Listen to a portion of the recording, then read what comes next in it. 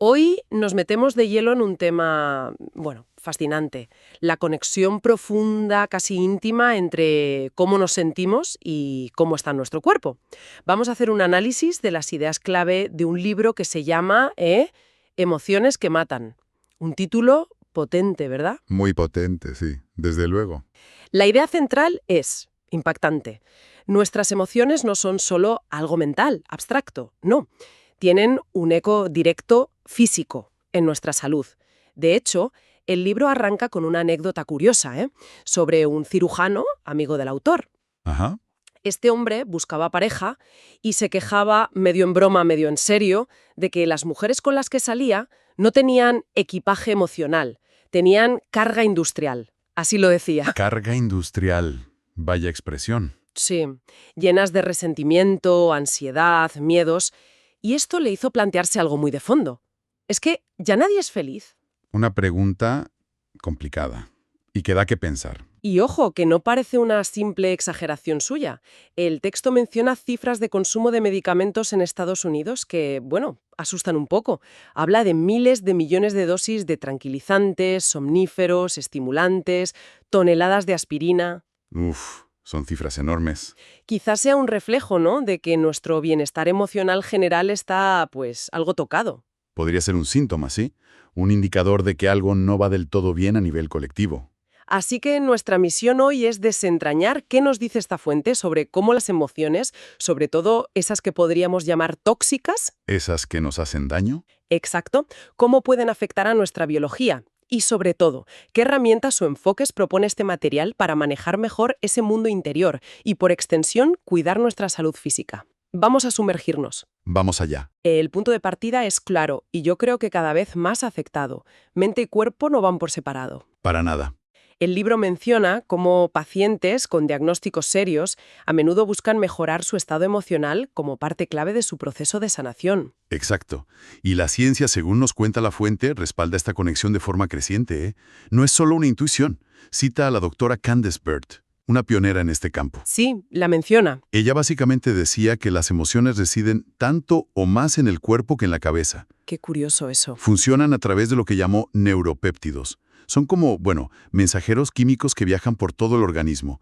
Llevan información emocional directamente a nuestros órganos, a nuestras células. O sea, el impacto es físico, real. Claro. La fuente lo ilustra con ejemplos muy concretos.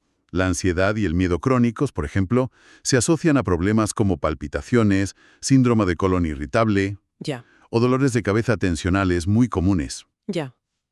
Y va más allá. El estrés emocional persistente se vincula con enfermedades graves. Habla de ciertos tipos de cáncer, problemas cardíacos. De hecho, menciona un estudio, bastante significativo. Siguieron a personas durante 10 años. 10 años. Sí. Y encontraron que aquellos que no manejaban bien su estrés emocional tenían una tasa de mortalidad, un 40% mayor. Un 40%. Es muchísimo. Impactante, sí. Es un dato muy fuerte, la verdad. Y esto nos lleva a la famosa respuesta de lucha o huida, ¿no? La que describió el doctor Cannon hace ya tiempo. La clásica, sí. El libro explica cómo, ante algo que percibimos como peligro, el miedo dispara una cascada, bueno, una locura.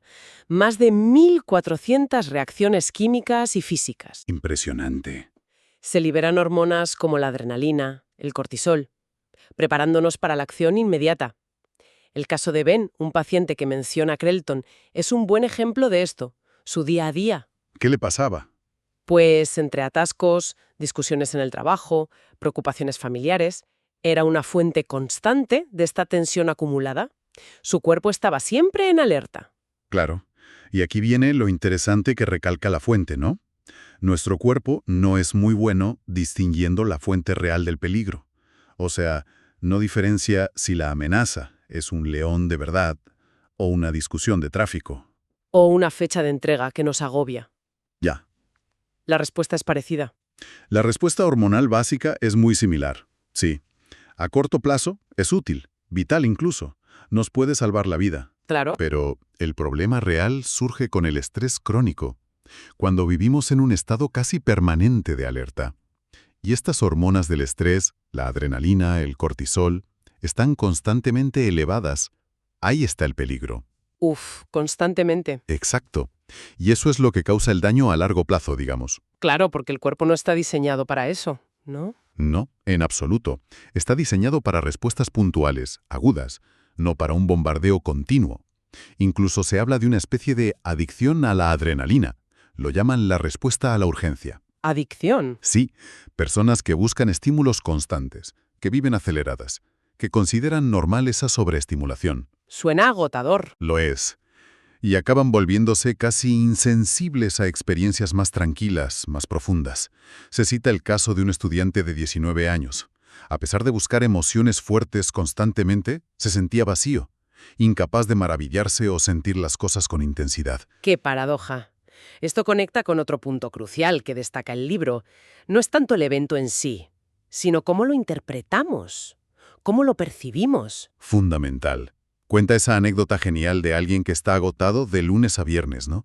Llega hecho polvo a casa. Pero el sábado tiene energía para hacer 1000 cosas, quizás más que en toda la semana laboral. Me suena esa historia, sí. La diferencia, según el texto, está en la percepción. El sábado lo vemos como juego, como algo elegido, no como trabajo u obligación. Totalmente. Nuestra percepción filtra la realidad y determina el nivel de estrés que sentimos. Es increíble el poder de la mente ahí. Piensa en organizar una fiesta, por ejemplo. Puede ser una fuente de estrés enorme si le damos una importancia desmedida, si anticipamos 1000 problemas, si creemos que requiere un esfuerzo sobrehumano. O puede ser algo disfrutable. Exacto, si lo enfocamos de otra manera. Nuestra creencia sobre la situación es lo que modula la respuesta fisiológica de nuestro cuerpo. Es una idea poderosa, ¿eh? Que tenemos cierto control sobre nuestro estrés cambiando nuestra perspectiva. Sin duda, tenemos más margen del que creemos a veces. Y hablando de respuestas fisiológicas, el libro se adentra en emociones específicas consideradas, particularmente dañinas. Empieza por la hostilidad y la ira. 2 pesos pesados. Define la hostilidad no como un enfado puntual, sino como un estado continuo de enemistad, de mala voluntad hacia los demás. Una actitud de fondo, digamos. Eso es. Y menciona el famoso descubrimiento de la conducta tipo A. ¿Te acuerdas? Sí, claro. Los de las sillas desgastadas. Esa es.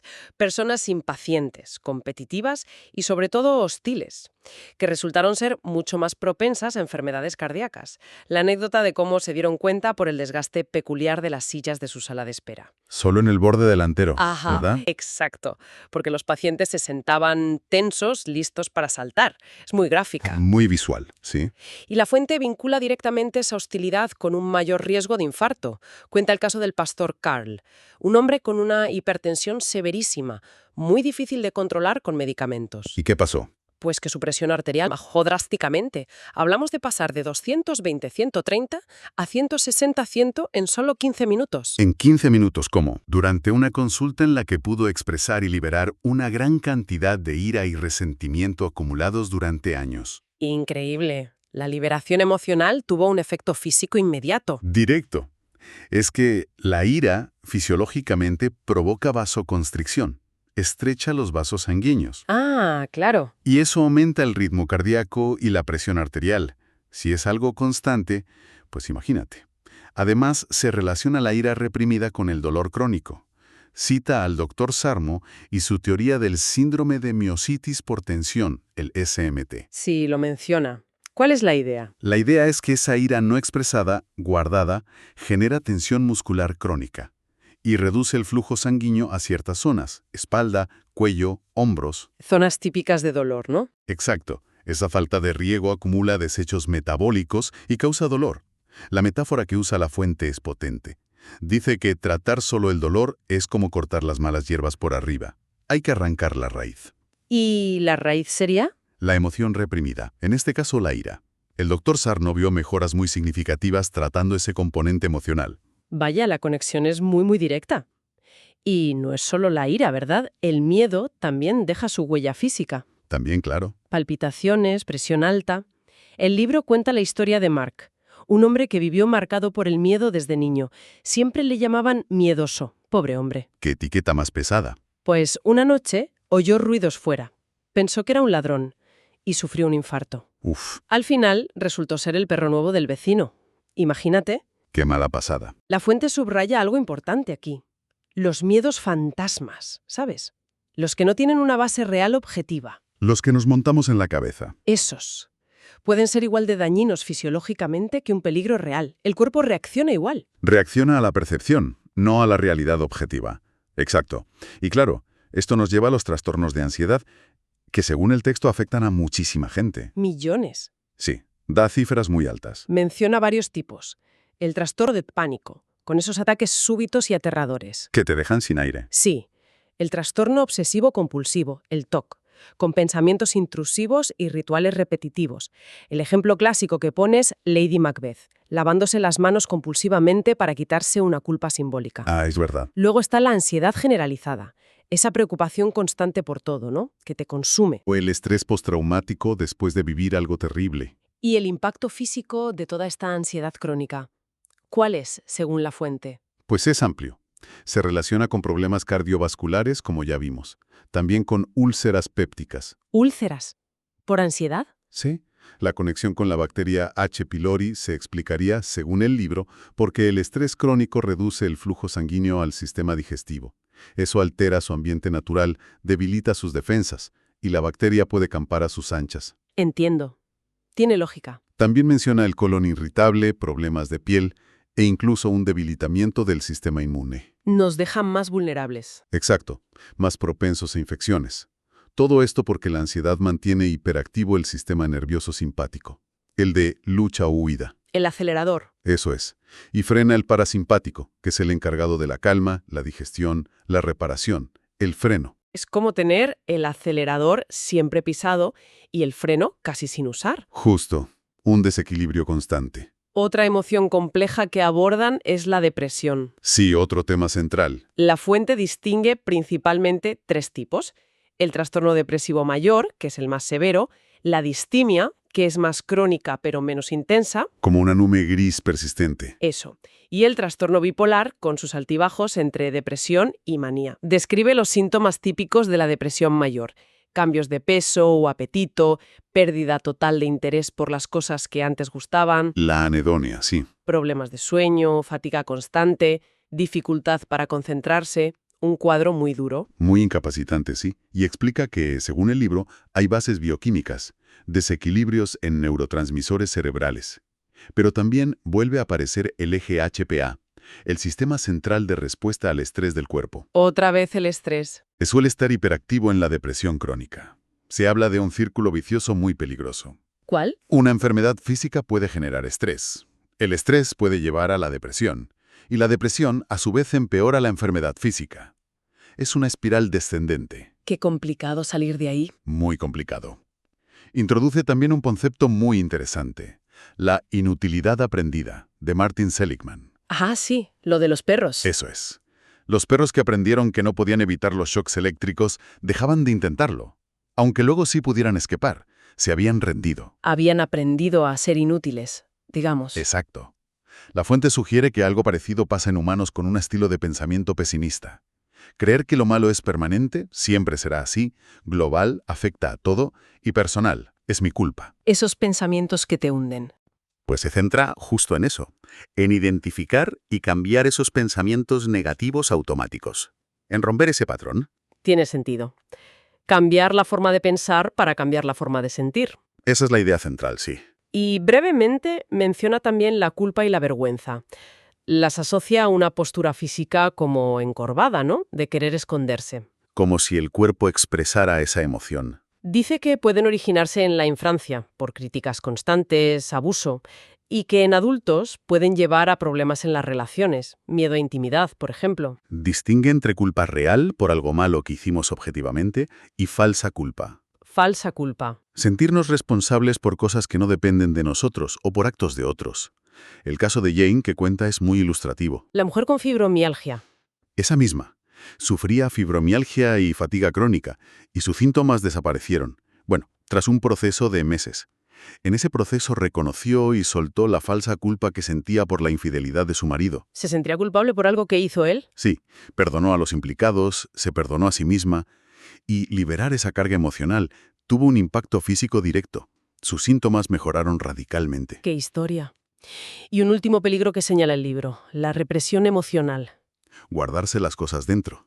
Usa la metáfora de un armario a punto de estallar. Lleno a reventar. Muy gráfico. Explica que a veces reprimimos por baja autoestima, por perfeccionismo o por una necesidad excesiva de control, a menudo aprendido en la infancia. En entornos donde no se permitía expresar emociones, sobre todo las consideradas negativas. Claro, aclara que reprimir temporalmente en una situación muy aguda puede ser útil adaptativo. Pero la represión crónica. Es como enterrar algo vivo, dice la fuente. Esas emociones no expresadas, ira, dolor, miedo, no desaparecen, generan una tensión interna constante. Y el cuerpo nota esa tensión. Claro, la mente interpreta esa tensión como peligro y activa la respuesta de estrés una y otra vez, sin causa externa aparente. Esto puede llevar a explosiones desproporcionadas ante cosas pequeñas o a síntomas físicos, tensión muscular, dolores inexplicables. Como una olla a presión. Exacto. La historia de la paciente a la que el olor a menta le disparaba ira, Sí, la leí. por abusos infantiles ocurridos cerca de caramelos de menta, muestra cómo lo reprimido sigue actuando bajo la superficie años después. Uf. Bien, hemos pintado un cuadro, bueno, algo sombrío, ¿no? Sobre el impacto de estas emociones. Un poco sí, la verdad. Pero aquí es donde la fuente introduce la esperanza. El cambio. Recurre a Viktor Frankl, Un referente. el psiquiatra que sobrevivió a Auschwitz y que descubrió allí la última de las libertades humanas. ¿Cuál? Nuestra capacidad de elegir la actitud interior ante cualquier circunstancia, por terrible que sea. Esa libertad nadie nos la puede quitar. Y cita a Charles Swindoll: la vida es un 10% lo que nos sucede y un 90% cómo reaccionamos. Parece que el primer paso es asumir esa responsabilidad sobre nuestra actitud, ¿no? Dejar de ser víctimas pasivas. Exacto. Ese es el punto de inflexión. Y la fuente nos anima a conectar con nuestro verdadero yo. Lo sitúa simbólicamente en el corazón, que antiguamente se consideraba el centro de la identidad y las emociones, no solo el cerebro. Interesante. Contrasta la idea del cerebro como más tipo A, digamos controlador, crítico, ansioso, frente al corazón como más tipo B, más orientado a la calma, a la conexión, la gentileza.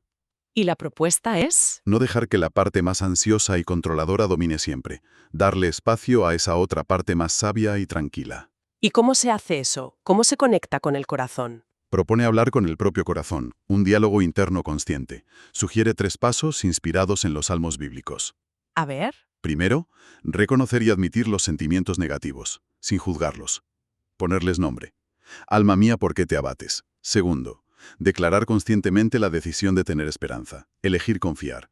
Y tercero, elegir activamente enfocarse en la gratitud, en la alabanza, en lo positivo que sí hay. Cambiar el foco. Es un proceso activo entonces. Muy activo. También menciona prácticas como buscar el silencio, cultivar la gratitud de forma deliberada, recordar momentos buenos o la oración para quien sea creyente. Introduce el concepto de coherencia cardíaca del Instituto Harmath. Sí, eso es fascinante. La idea de que un corazón en paz, en calma, emite señales de armonía al resto del cuerpo. Como un director de orquesta que pone orden. Exacto. Y cuenta el caso de Hal, el hombre con palpitaciones. ¿Qué le pasó a Hal? Sus palpitaciones cesaron cuando aprendió a enfocarse intencionadamente en recuerdos felices con su nieto y a reconectar con la naturaleza. O sea que cultivar estados emocionales positivos tiene un efecto fisiológico medible. En el corazón, parece que sí. El corazón responde a nuestras emociones y pensamientos, y a su vez influye en el resto del cuerpo. ¡Qué potente! Otro pilar fundamental que menciona es corregir el pensamiento distorsionado, el pensamiento irracional. Sí, volvemos a la mente. El doctor David Burns identificó varios patrones comunes. Son como trampas mentales en las que caemos. ¿Puedes dar algún ejemplo de los más típicos? Sí, claro. Por ejemplo, el pensamiento todo o nada. Ver las cosas en blanco o negro, sin matices. Si no es perfecto, es un fracaso total. Muy común, sí. Otro es el razonamiento emocional. Creer que algo es verdad solo porque lo sentimos intensamente. Me siento un inútil, por lo tanto, soy un inútil. Identificar sentimiento con realidad, ya. Y la personalización. Culparnos por cosas que no dependen de nosotros o asumir la responsabilidad de los problemas de otros. Uf, ese también es frecuente. La idea clave es aprender a detectar estos patrones en nuestro diálogo interno. Esa vocecita que comenta todo lo que hacemos. Ser conscientes de ella. Exacto. Y desafiarlos activamente. Reemplazarlos por pensamientos más realistas, más equilibrados.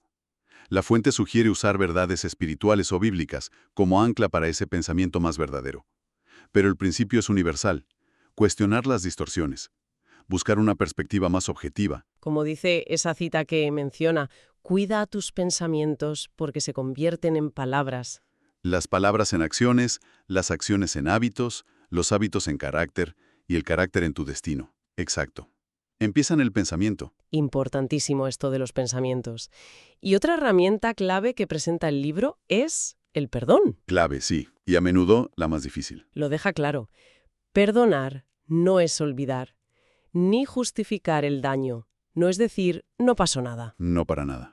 Es una decisión personal de soltar la amargura, el resentimiento, el deseo de venganza. Que al final nos dañan más a nosotros mismos, nos mantienen atados al pasado y a la persona que nos hirió. La historia de la mujer cuya salud mejoró drásticamente tras un proceso de 4 años, perdonando a su exmarido, es muy elocuente. 4 años. Eso indica que es un proceso, ¿verdad?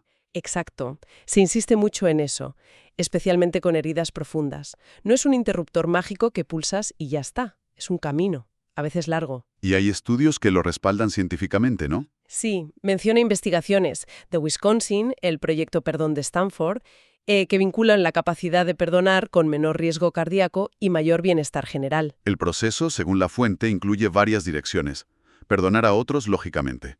También perdonar a Dios para las personas creyentes que puedan estar enfadadas por las dificultades de la vida. Liberar ese enojo. Y muy importante, perdonarse a uno mismo. Aceptar nuestras propias faltas y errores. Que a veces es lo más difícil. Sin duda. Lo presenta casi como una prescripción médica diaria para la salud integral. Cita textos como Efesios 4:31-32. Sobre quitarse la amargura y perdonarse mutuamente. Exacto. El perdón como hábito saludable. Cambiamos de tercio a algo más ligero. El gozo y la risa. Algo fundamental también. El libro diferencia el gozo como un estado interno de contento y paz, más duradero, más profundo. Que no depende tanto de las circunstancias. Eso. Lo diferencia de la felicidad, que suele ser más temporal, más ligada a lo externo. Cuenta el caso de Sammy, una mujer que sanó de varias dolencias aprendiendo a reír a carcajadas a diario. Se lo propuso como terapia. Curioso. Y el famoso caso de Norman Cousins, ¿no? Sí. Su recuperación a base de vitamina C y películas de los hermanos Marx. Terapia de risa. Los beneficios fisiológicos de la risa que menciona la fuente son notables, la verdad. ¿Cuáles destaca? Pues mira, reduce el cortisol, la hormona del estrés. Puede bajar la presión arterial. Estimula el sistema inmune. Aumenta ciertas defensas como la inmunoglobulina A. Dicen que activa ambos hemisferios cerebrales, fomentando la creatividad. Casi nada.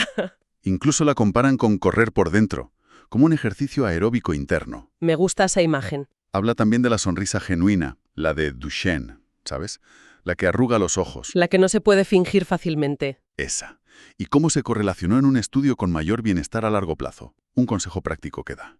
Empezar por sonreír más, conscientemente. Parece simple, pero quizá funcione. Para cultivar ese gozo más profundo, sugiere buscar actividades con significado personal. Tener metas que nos ilusionen. Permitirse jugar, sobre todo con niños. Recuperar esa capacidad lúdica. Y muy importante, evitar el humor cruel o sarcástico. Ese no es saludable. No, el humor que une y eleva, ese es el que beneficia. El amor y la conexión social. Otro pilar fundamental. Quizá el más importante de todos. La historia de Charlie es desgarradora.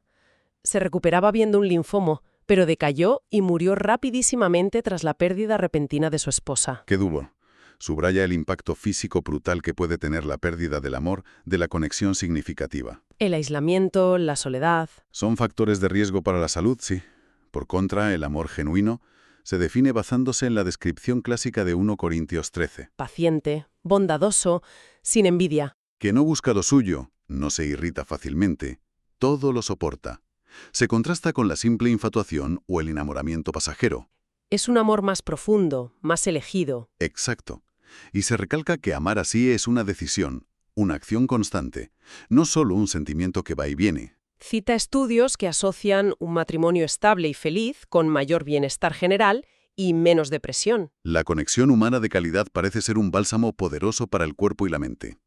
Y ya para ir terminando, nos habla de la paz y la relajación. El contrapunto necesario a tanta tensión. Presenta a Jack, el típico tipo A, con la enfermedad del apuro, siempre tenso, siempre corriendo. Un perfil muy reconocible hoy en día. Y nos recuerda cómo antes se valoraba mucho más el reposo para sanar, los sanatorios, la calma. Sí, hemos perdido un poco eso. Aquí se trata de activar conscientemente el sistema nervioso parasimpático. El freno del cuerpo. El freno, sí. El que promueve la calma, la digestión, la reparación, para contrarrestar el exceso de actividad del simpático, el acelerador del estrés. ¿Y qué técnicas propone? Describe varias. La más básica y accesible, la respiración abdominal profunda. Lenta, suave, sintiendo cómo se hincha el abdomen al inspirar. Esa la podemos hacer en cualquier sitio. Exacto. Es la forma más rápida de calmarse. También habla de la visualización. Crear imágenes mentales de lugares tranquilos. Unas mini vacaciones mentales. Suena bien. También da consejos clave para la higiene del sueño. Algo fundamental para la paz y la reparación. Horarios regulares, ambiente oscuro y tranquilo, evitar cafeína y comidas pesadas por la noche. Lo básico, pero que a menudo olvidamos. Exacto. Y subraya algo importante. La relajación es una habilidad. Requiere práctica regular para notar sus efectos. No basta con intentarlo una vez cuando ya estamos desbordados. No. Es como ir al gimnasio. Hay que entrenar la calma. Bueno, pues ha sido un recorrido intenso, por esta perspectiva que vincula tan estrechamente nuestras emociones con nuestra salud física. Muy intenso, pero muy revelador, creo yo. Si hay una idea central que nos deja esta fuente, es potente. Aunque no siempre controlemos lo que nos pasa. Eso es imposible. Imposible, ¿no? Sí podemos aprender a influir en cómo respondemos emocionalmente. Tenemos ese margen de elección. Ahí está la clave. En la respuesta. Parece que cultivar la capacidad de perdonar, buscar activamente el gozo y la gratitud, practicar el amor en nuestras relaciones y encontrar momentos de paz y relajación no son solo ideas bonitas o conceptos abstractos. No, en absoluto. Según este material, podrían ser herramientas muy concretas, muy prácticas, para cuidar nuestro bienestar físico de forma integral. Herramientas para la salud, literalmente. Y tal vez la reflexión final que se desprende de todo esto es, bueno, si las emociones tienen un impacto tan profundo en nuestra biología, Que parece que lo tienen. podría ser que cuidar activamente nuestro mundo interior, eligiendo nuestras actitudes, trabajando el perdón, buscando la alegría, conectando de verdad con otros, sea una de las formas más fundamentales y poderosas de cuidar también nuestra salud física a largo plazo. Es una pregunta muy pertinente. Quizás la salud empieza mucho más adentro de lo que solemos pensar. Una idea que sin duda invita a seguir profundizando, ¿no crees? Definitivamente. Una exploración muy, muy reveladora. Gracias por acompañarnos en este análisis. Gracias a ti. Un placer. Hasta la próxima.